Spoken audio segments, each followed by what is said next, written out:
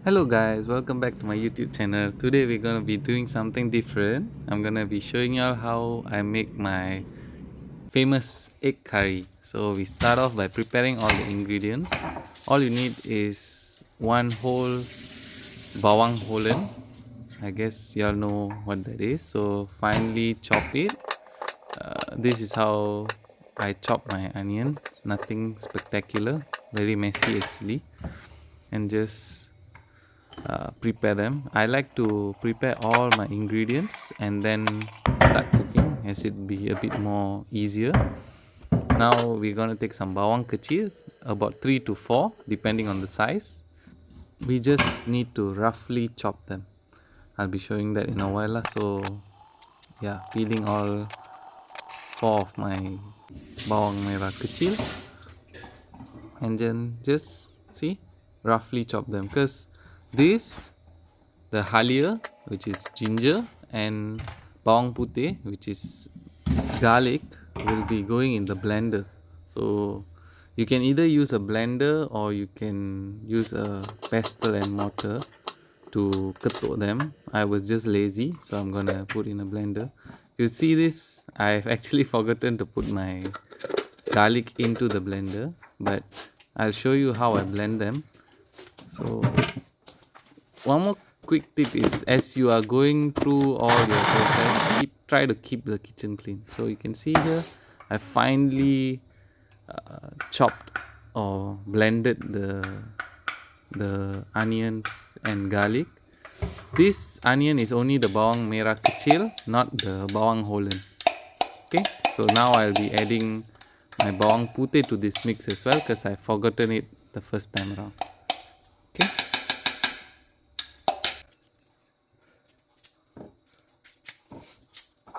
so for the bawang putih, add about 4 cloves of garlic.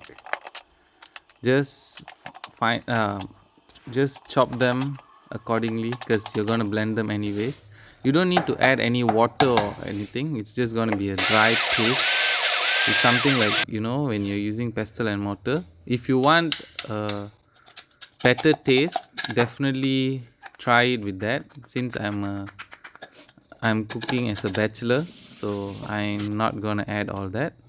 Okay, now coming on to our main ingredient, you need to take about 5 to 6 heaping spoons of chicken curry powder. If you go curry daging powder, you can also use that. And we're gonna add about 2 spoons of chili powder into this mix. If you want it to be more spicy, you can add more chili powder.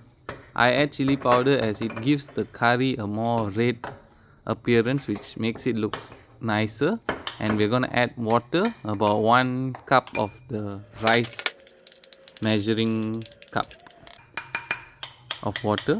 Mix it till it's a paste like this and keep it aside. And then we're also gonna prepare some asam jawa. Mix it in the same cup and then just add a bit of water and mash it so that you get a bit of a pasty consistency. So later you can add this as your air asam jawa.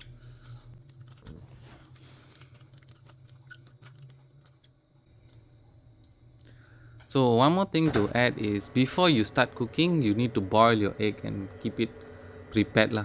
So I'm just gonna add about 3 spoons of oil, maybe a bit more, and add 3 sekawan. This is bunga cengkeh. The you all know lah what 3 sekawan is. I don't really know their name. I just know what they look like. Elaichi, and then the bunga cengkeh, and then the big kayu thing. Yeah, add all that and then add your bawang holland as soon as the smell of the 3 sekawan comes up. So for the bawang holland, don't let it get deep fried. You just want the bawang to layu a bit and the smell of the bawang to come out. As soon as that comes out, see, it's like golden brown a bit, add your blended mixture. See, I'm adding my bawang merah kecil, my garlic and my halia into this. keep mixing till it becomes sabati and the smell comes up. Once the smell comes up, you can smell the garlic and the onion and all. You can add your curry leaves. Use about 1.5 tangkai of curry leaf lah. That will give you about 10 to 15 pieces of curry leaf. Once the curry leaf smell comes up, you can smell it. It's gorgeous, beautiful smell. Add your chilli paste, chilli and curry powder paste mixture, and then the balance don't just throw away. Put some hot water and mix it nicely, and you can add it as flavored water into your mixture, and then let that cook. Keep mixing. About this curry powder and chili powder mixture paste, if you just leave it there, it's gonna burn, like it's gonna catch, like become thicker at the bottom. So keep mixing it. I've also added some blended chili paste. That is just chili bow, but I blended it myself using chili curry. So I'm adding that because I like my curry to be a bit more spicy. So after all that, let it mix and keep it on medium heat. Medium heat because you need what they call as pecah minyak, as in once you continue cooking, the oil from all the sambal will come out lah. So I like my gravy to be a bit more gravy-y. That means there's a lot of water in it lah. So let all the sambal become more cooked, and then add your potatoes. Potatoes take a long time to cook, so you can't rush the process lah. What you need to do is add the potato early on, add a bit of water, and just mix it well and close the lid. Close the lid and let it boil. Once it's well boiled, you can open it and add some susu santan. This is ready-made one I'm using a brand called Kara. I use about 3 or 4 of the packet. Just add it in and give it a good mix. Once you see the curry settling in, let it boil. Come to a boil, and then see, you'll get some nice looking curry. Everything is well mixed. Check if the potato is cooked. See, once the potato can be cut with a fork, it's cooked lah, like this. The potato is still not cooked, so I'm gonna continue cooking it. I like my potato to be like very very soft. That is when it looks good and tastes good lah, for me personally. So I'm gonna keep it like that.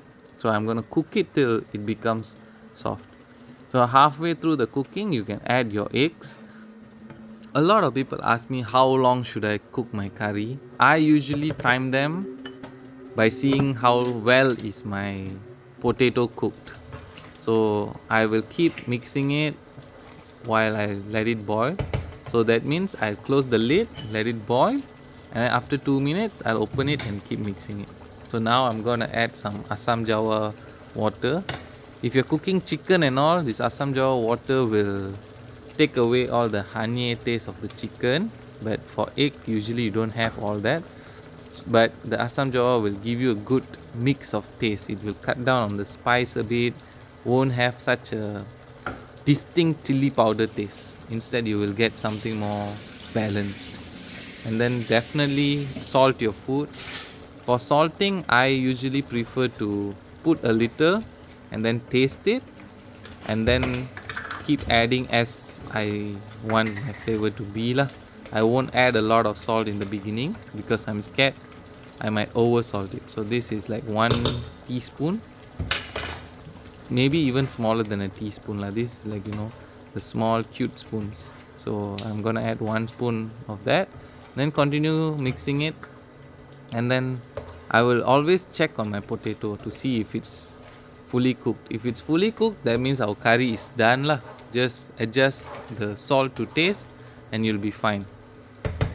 So I'm gonna continue moving it around, let it cook. See, I'm letting it simmer throughout.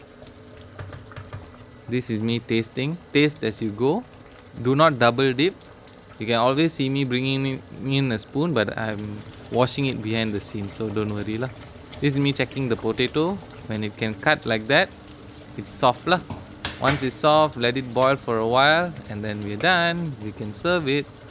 So for this food, for this dish, I just served it together with hot rice and some fried anchovies in chili padi.